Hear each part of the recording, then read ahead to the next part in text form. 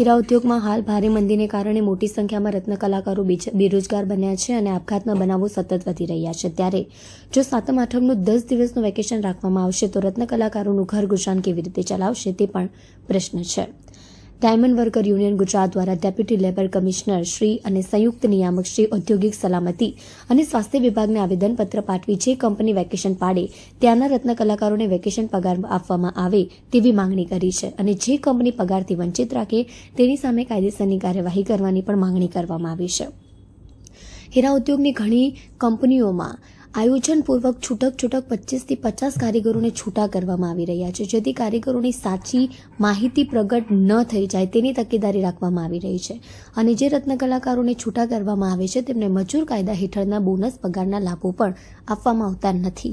હીરા ઉદ્યોગના ઘણા નાના મોટા કારખાના વેકેશનની આડમાં બંધ થઈ જઈ રહ્યા છે અને તેવા કારખાનામાં કામ કરતા રત્ન કલાકારો પણ બેરોજગાર બની રહ્યા છે।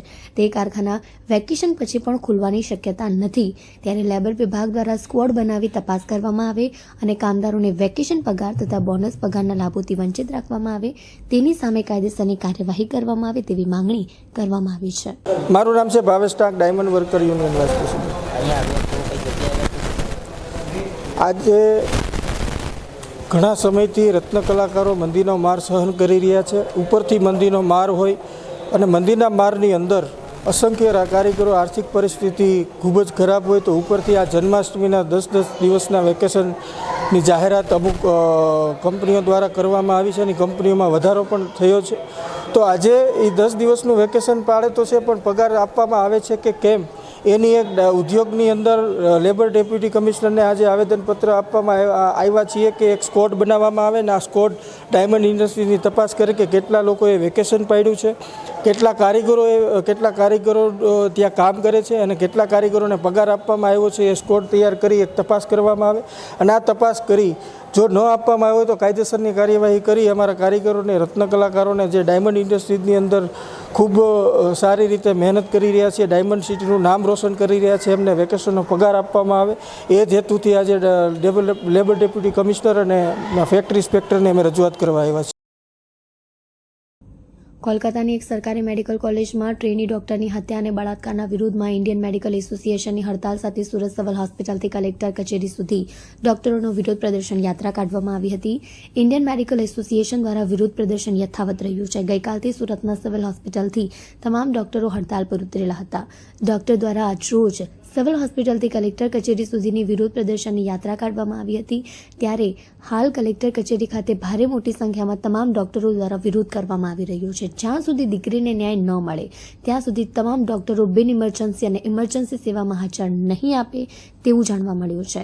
ગઈકાલે તમામ ડોક્ટરો દ્વારા વિરોધને લઈને આપવામાં આવ્યું હતું, જેના ભાગરૂપે આજે હજારોની સંખ્યામાં લોકો ભેગા થઈ રેલી કાઢી હતી। હું ફેમિલી ફિઝિશિયન છું, છેલ્લા 40 વર્ષથી સુરતમાં પ્રેક્ટિસ કરું છું। સંજીવભાઈ, કઈ જગ્યા પરથી રેલી નીકળી અને ક્યાં પહોંચી? રેલી સિવિલ હોસ્પિટલમાંથી અમે લઈને આવ્યા છીએ કલેક્ટર સાહેબ પાસે એ માંગણી લઈને કે આ જે થઈ ઘટના જે બની છે એ ઘટનામાં સંપૂર્ણપણે ન્યાય મળવો જોઈએ। નહીં તો આવી ઘટના અવારનવાર આપણા દેશમાં બનતી જ રહે છે અને અમારી એક દિવસની રેલી કાઢવાથી એમાં કંઈ પછી આગળ કંઈ થતું નથી। માટે સરકારને અમારી નમ્ર વિનંતી છે કે આ રેલી અમે જે સમય અત્યારે કેટલા બધા પેશન્ટો બીમાર છે તે છતાં અમારે ક્લિનિક બંધ કરીને જો આ રેલી માટે ટાઈમ ફાળવવો પડે અને ન્યાય માંગવો પડે તો એ અમને બરાબર ન્યાય મળે એવી અમારી ઈચ્છા છે।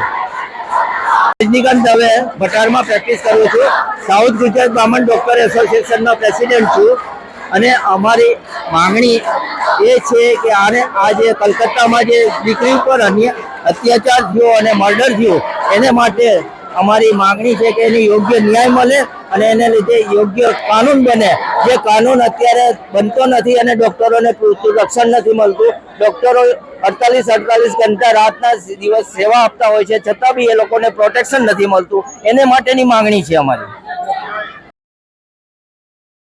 ગુજરાત રાજ્યના ગૃહમંત્રી હર્ષ સંઘવીના પિતા રમેશભાઈ સંઘવીનું માંદગી બાદ આજે નિધન થયું છે। છેલ્લા 3 દિવસથી સુરતની ખાનગી હોસ્પિટલમાં સારવાર લઈ રહ્યા હતા.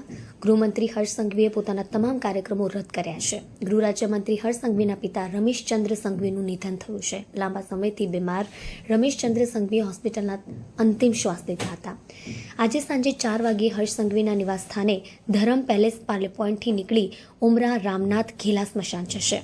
ગૃહ રાજ્યમંત્રી હર્ષ સંઘવીના પિતાનું સારવાર દરમિયાન નિધન થયું છે. હર્ષ સંઘવીના પિતાની છેલ્લા 3 દિવસથી તબિયત લથડતા ખાનગી હોસ્પિટલમાં આઈસીયુમાં દાખલ કરવામાં આવ્યા હતા. કોરોના કાળ પછી તેમને સારવાર માટે હૈદરાબાદ ખસેડવામાં આવ્યા હતા અને છેલ્લા 3 દિવસથી હર્ષ સંઘવીએ પોતાના તમામ કાર્યક્રમો રદ કર્યા છે. રમેશ સંઘવી સુરતમાં ગિરનાર કોર્પોરેશન નામની ડાયમંડ કંપની ચલાવતા હતા. સુરત શહેરના ભાગતળાવ મોબાઈલ બજારમાં ચોરીના મોબાઈલ લે વેચ કરતા દુકાન પર ચેકિંગ હાથ ધરી કાયદેસરની કાર્યવાહી કરવામાં આવી છે. સુરતના ચોક બજાર ભાગતળાવ ખાતે આવેલા મોબાઈલ લે વેચના સૌથી મોટા જનતા માર્કેટમાં સુરત એસઓજીની ટીમ દ્વારા સર્ચ ઓપરેશન હાથ ધરવામાં આવ્યું છે, જેમાં ઉચ્ચ પોલીસ અધિકારીઓ સાથે પોલીસ કર્મચારીઓ માટે એક મોટું સર્ચ ઓપરેશન હાથ ધરવામાં આવ્યું છે.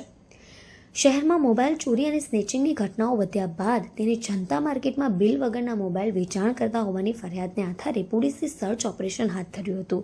જનતા માર્કેટમાં જૂના અને નવા મોબાઈલનું વેચાણ મોટા પાયે થાય છે. અત્યારે વેપારીઓ બિલ સાથેના અને ચોરીના મોબાઈલ વેચાણ કરે છે કે નહીં તે અંગેનું સર્ચ ઓપરેશન હાથ ધરવામાં